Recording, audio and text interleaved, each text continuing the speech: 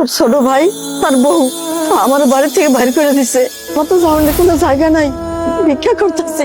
আমি নাকি তোর ভাইয়ের কাছে বুঝা হয়ে গেছি, তোর ভাইয়ের শ্বশুর শাশুড়ি তারা বেড়াতে আইছে। আমি থাকলে নাকি আগে থাকার জায়গার সমস্যা হয়ে যায়, লেগে আমার কইলো বাড়ি থেকে চলে যেতে। সবই বুঝলাম তোমার কথা, বাসায় গেল না কেন? তুমি তোমার বাসা চেনো? আমি চাই না আমার লেগে তোকে ফ্যামিলিতে আবার অশান্তি হোক, ওরা ভালো থাক, আমি এইটাই চাই। আমার নিয়ে কোনো চিন্তা করিস না বাজার। তোমার পাইছি আমি এতদিন পরে, এখন আমার বাসা চলো। বাসা যাবে মানে? আর বাসা যাবে কেন যাবে? তোমার মাকে কি এমনি এমনি বের করে দিছে তোমার ভাইয়ের বউ? নিশ্চয়ই কিছু করছে, আর নাহলে অকারণ তোকে বের করে দেয় না। আর তুমি কিভাবে মনে করলা যে একটা অকর্মা ঢেকিকে আমি আমার বাসায় নিয়ে উঠাবো? কোনোদিনও না। তোমার ছোট ভাইয়ের বউ যেহেতু রাখতে পারেনি, আমি কেন রাখবো? কখনোই না। আমার মা আমার বাসা যাবে, তোমার সমস্যা? আমি তো বুঝলাম না। আমার সমস্যা আছে। তোমার মায়ের গেটআপ দেখো, অবস্থা দেখো। আমাদের বাসায় আমার বাবা থাকে, আমার বাবার সামনে যদি তোমার মাকে নেই তো আমি কি বলবো তাকে যে কেন হুট করে এইভাবে ফকিন্নি ভিক্ষুক অবস্থায় নিয়ে আসছি? তখন এক্সপ্লেইন করবো আমার বাবার সামনে যে তোমার ছোট ভাই আর ছোট ভাইয়ের বউ তোমার মাকে ঘর ধাক্কা দিয়ে বের করে দিছে আর তুমি নিয়ে আশ্রয় দিছো। কিভাবে শ্বশুরের সামনে কথা বলবা? আমার বাবা যতদিন আমার বাসায় আছে, তোমার মা কেন, তোমার কোনো আত্মীয় স্বজন আমি নিবো না। তুমি আমার মাকে ভিক্ষুক বললা? ভিক্ষুককে ভিক্ষুক বলবো না তো কি বলবো? ম্যাম সাহেব বলবো? সে আমার মা, সে আমাকে গর্বে ধারণ করছে।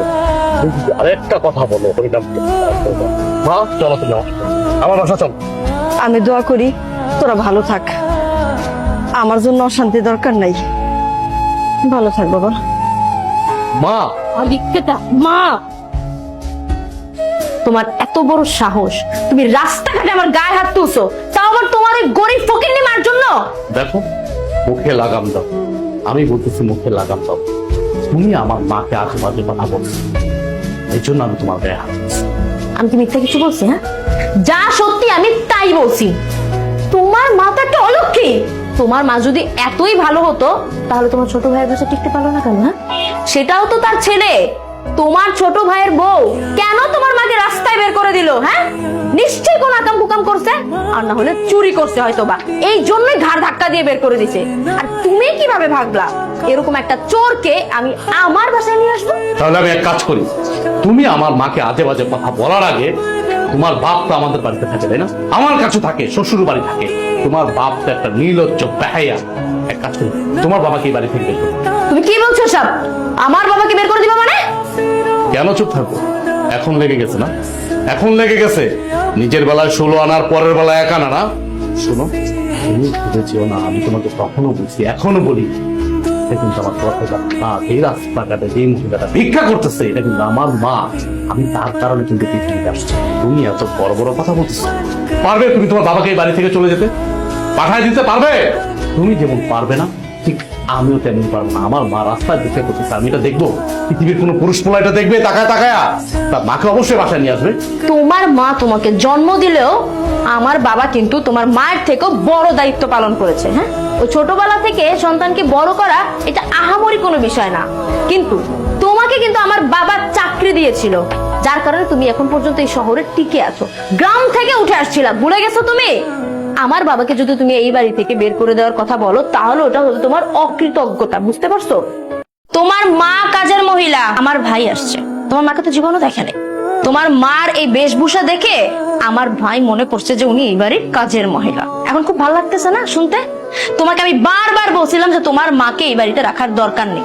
তোমার মা আনকালচার, একটা গাইয়া, সে কোনোদিনও এই সোসাইটিতে ভালোভাবে থাকতে পারবে না। কিন্তু তুমি আমার কোনো কথাই শোনোনি, তোমার মাকে এই বেশভূষাতে এখানে রেখে দিয়েছো।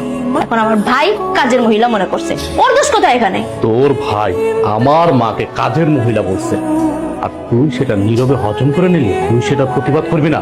তুই বলবি না যে এটা আমার শাশুড়ি? তুমি কি করবো? আমার দোষ কোথায়? আমার ভাইয়ের দোষ কোথায়? তোমার মাকে তো আমি বলছিলাম যে একটু পরিপাটি হয়ে থাকেন, কিন্তু না, সে তো ওভাবে থাকবে না। সে সারাদিন খাবে দাবে ঘুমাবে, এটা করবে ওটা করবে। এই জন্যই তো তোমার ছোট ভাইয়ের বউ লাথি মারা বের করে দিছিল। কারোর সাথে তো চলা যায় না সমাজে, তোমার মাকে নিয়ে এসে আমার ঘাড়ে উঠছে, আর এখন মানিজ্য নষ্ট করতেছে আত্মীয় স্বজনদের কাছে। ভাইয়া, আপু তো ঠিক কথা বলছে। আপনার মাকে তো দেখে কাজের মহিলাই মনে হয়। সে আপনার মা একটু মার্জিত, সুন্দর মতো চলাফেরা করবে, সুন্দরভাবে নিজেকে প্রেজেন্ট করবে। এরকম ভাবে থাকলে তো সবাই কাজের মহিলা বলবে। এই, একদম চুপ। তুই যদি আরেকটা কথা বলো, এই একদম চুপ। বেরো, বেরো আমার বাড়ি থেকে, বেরো। তাই তুমি আমার ভাইয়ের সাথে এরকম করছো কেন? তোর ভাইয়ের সাথে কি করবো? কি করবো তোর ভাইয়ের সাথে আমি? তোর ভাই আমার মাকে যা ইচ্ছা তাই বলবে, সেটা আমি নীরবে হজম করে নিব মনে করছি? কোনোদিনও না। আমি হজম করার মতো ছিলেন। এই তুই বেরো আমার বাড়ি থেকে, বের হ, বের হ। পাউল জানি কোথাকার। ধরে যেদিন থেকে আমি এই বাড়িতে বউ বানায় নিয়ে আসছি সেদিন থেকে এটার বাড়ি নাই, এটা তুই জাহান্নাম বানায় ফেলছিস। তুই আমার মায়ের যে অত্যাচার গুলা করছিস আমি এতদিন মুখ বুঝে সহ্য করছি। কেন সহ্য করছিস জানো? আমি মনে করতাম তুই এই নিয়ে শুদ্ধাবি, এই নিয়ে শুদ্ধাবি না। তুই শুদ্ধানের মেয়ে না। আসলে তোর বংশগত সমস্যা আছে। তুই সাংসারিক মেয়ে না, তুই সংসার করে খেতে পারবি না।